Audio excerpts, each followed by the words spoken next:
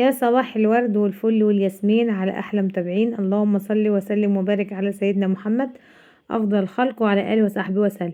النهاردة بقى جايلكم فيديو جديد ويوم جديد وروتين جديد. النهاردة طول النهار في المطبخ زي ما انتم شايفين كده. هنخش بقى كده نشطب بقى المطبخ بتاعنا علشان يبات مية مية كده ومفيش فيه لواء ولا أي حاجة. وطبعا بقى يا حبيبتي لو انت لسه جديدة معايا في القناة، يا ريت فضلا وليس أمرا تنزلي كده تعملي اشتراك وتنوروني في قناتي. هكون سعيدة جدا بوجودكم معايا في القناة. ربنا يخليكم ليا ويديمكم النعمة في حياتي يا رب. زي ما انتم شايفين بقى كده الحلل ديت بغسلها كده الأول بسفنجة علشان ما تتجرحش، لأن لو اتجرحت الطبقة التيفال اللي فيها دي لو اتحاشت بتعمل لا قدر الله مادة مسرطنة، فاحنا في غنى عنها. زي ما انتم شايفين لكن الغطا بتاعها شلستين كده فبتغسل بالسلك عادي، واخدين بالكم. طبعا بقى كده قبل اي حاجه كده كل ينزل كده يحط لي اللايك الجميل من ايديكم الحلوين، ربنا يخليكم ليا ويديمكم ليا في حياتي يا رب. واحب اشكر كده كل اخواتي وحبايبي من داخل مصر وبره مصر على وجودهم معايا في القناه، ربنا يخليكم ليا يا رب وما يحرمنيش منكم ابدا. وحطوا بقى اللايك كده، لو انتوا محطوش اللايك حطوا اللايك علشان نشوف هنعمل ايه مع بعض النهارده كده. طبعا زي ما انتم شايفين بغسل بقى كده المواعين علشان عايزة المطبخ بتاعي يبقى نضيف كده. طبعا اما المطبخ بيبقى نضيف بتحس بقى بعدها كده براحة نفسية جامدة جدا. زي ما انتم شايفين اهوت، وهبدأ بقى اخلص كده واشطب المطبخ وايه وبيته ايه. زي ما انتم شايفين كده اهوت. وطبعا بقى يا حبايبي ما عادش الا ايام بسيطة على رمضان، فعايزين بقى ايه كده كل يوم نشطب حاجة كده فين في المطبخ، يعني كل حد يوم نستف حاجة كده فايه فنستعد بقى ايه للشهر الكريم علشان إيه قبلها كده ما يبقاش عم يتراكم علينا حاجات كتير، ونيجي نعملها ايه في وقت قياسي وكده والجو يبقى برد وكده. خلاص إيه ما عادش بقى ايه الحاجات بسيطة والجو بقى برد، فايه فكل يوم نستف بقى حاجة كده علشان نشوف بقى هنحتاج ايه ومش هنحتاج ايه وكده، واخدين بالكم. وطبعا بقى في تفريزات بقى اليومين دولت، يعني ايه اللي تقدري تفرزيه فرزيه، لأن على دخول رمضان هتبقى الحاجة غالية وكده، فعايزين إيه نكون مستعدين كده للشهر الكريم ونجهز حاجتنا كده ايه كلها بدري بدري كده، وتكون معانا جاهزة معانا في رمضان. طبعا انت بتتعبي الوقت شوية بس في رمضان هترتاحي علشان بقى تتفرغي بقى للصلاة وقراءة القرآن والصيام وكده. وطبعا رمضان السنة دي هيبقى في الدراسة، فهيبقى اليوم ايه متعب جدا من اوله كده، لان طبعا بقى تعوزي بقى الاولاد والصيام وكده واليوم كله، فهيبقى كل يوم تعب كده. فنحاول ايه نخلص بدري بدري كده علشان اما يجي رمضان تكون كل حاجة مترتبة عندنا، ما يبقاش عندنا حاجة ايه تاخد مننا وقت، الا مثلا الطبيخ وخلاص واللي هو الشغل البيت العادي بقى اللي هو مثلا هتنضفي البيت كده كل يوم. إيه هنعمل اللهم صل على سيدنا محمد، لا يوم حلويات لا يوم مش عارفه ايه كده.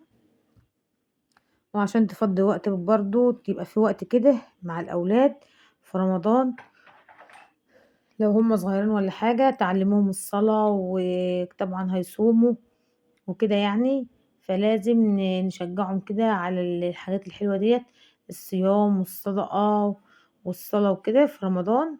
وطبعا غير رمضان بس يعني ايه لو عندك بنوتات صغيرة او اولاد صغيرين فيبقى مستحب جدا ان انت ايه تعودوهم كده من رمضان، يعني هيسيبوا عندهم ايه غريزة كده جواهم ان هم إيه يبقوا عارفين الحاجة ديت اساسية وعبادة وكده والصلاة وكده، فايه فيحاولوا يتعلقوا بها اكتر في الايام المفترجة دي، واخدين بالكم.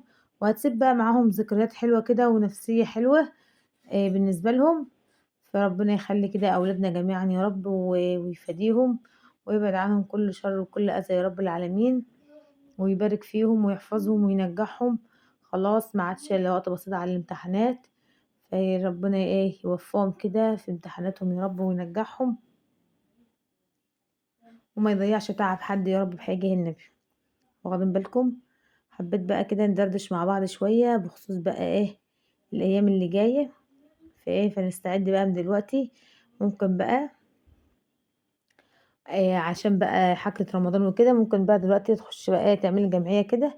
طب مثلًا لو أنتِ مش يعني مثلًا ما بتنزليش، ما بتخرجيش، مش عارفة تعملي مع حد، اعيني كل أسبوع حاجة مبلغ كده على جنب، يبقى مثلًا لحاجة رمضان، لزينة رمضان، لياميش رمضان، كده يعني، بحيث إن أنتِ على ما ييجي دخل رمضان عليكِ تكوني لميتِ مبلغ كويس ينفعِك في دخلة رمضان، ما تتزنقيش. وطبعًا عشان الملابس وكده، فيبقى كله كده كتير مرة واحدة. طبعًا يعني النفر بيشوف أسعار دلوقتي في اللبس وكده مهولة بجد والله. فحاولي بقى إن أنتِ تكوني الحاجات دي كده جبتيها زي مصاريف بقى دلوقتي كده، اعدي إنِك جبتِ مثلًا حاجة النهارده وطبختيها أو حاجة وعملتيها من جنب مصروف البيت وكده، واخدين بالكم؟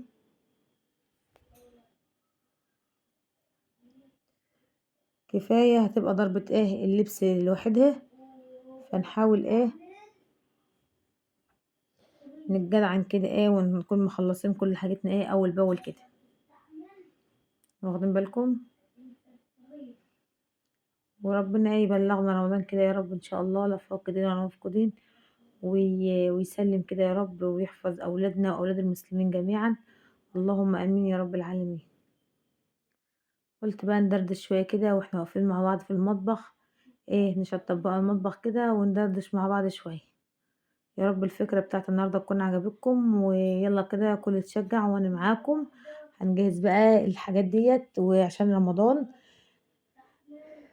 نكون جاهزين ومستعدين لدخول الشهر الكريم، ويبقى بيتنا كده مليان بالخير والبركة. ربنا يبارك في أعماركم جميعا يا رب العالمين. طبعا دي بقى كان عندي شوية مواعين كده، ويعني هم يعني ما كانوش يعني كلها حاجات كان فيها استعمال بسيط كده، يعني ما خدوش معايا وقت اهوت خالص. خلصتهم كده على طول، لانهم زي ما قلت لكم كانوا يعني يعتبروا من النضاف، بس لازم يتشطفوا كده، يعني استعمال خفيف خالص اهوت. فاحاول بقى اخلص كده كله كده مية مية، وبقيت بقى مطبخ نضيف، يعني كمية راحة نفسية ما اقولكمش. انتوا شايفين اهوت.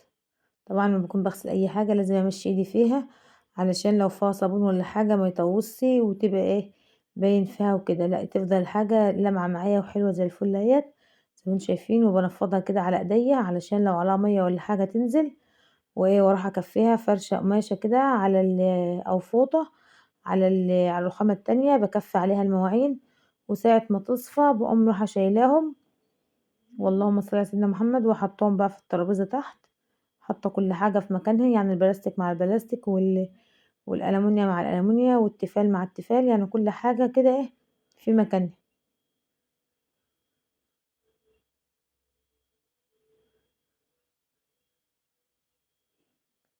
زي ما انتم شايفين اهوت.